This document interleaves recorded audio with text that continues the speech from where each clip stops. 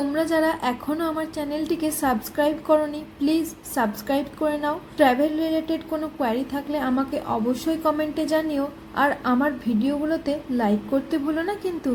এই দেখো, আমরা এবার দোলনার ওপরে দাঁড়িয়ে দুজনে একটু কাপেল শ্যুট নিয়ে নিচ্ছিলাম। অনেকটা সময় বিচের ধারে আর সমুদ্রের জলে কাটানোর পর আমাদের অনেকটাই খিদে পেয়ে গেছিল। তখন বাজে প্রায় দুপুর 2-3টে, তাই আমরা ভাবলাম এবার লাঞ্চটা সেরে নেওয়া যাক। সেই জন্যই আমরা এই ভেতরের রাস্তাটা দিয়েই এই সবুজ গাছ আর সি বিচ ভিউ হোটেলগুলো দেখতে দেখতে যাচ্ছিলাম।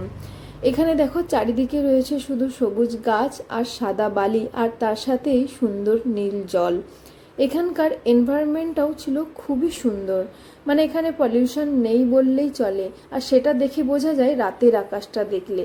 এই দেখো, এইগুলো হলো সি বিচ ভিউ রুমগুলো। এই রুমগুলোর রেন্ট ওয়াটার ভিলার থেকে অনেকটাই কম ছিল।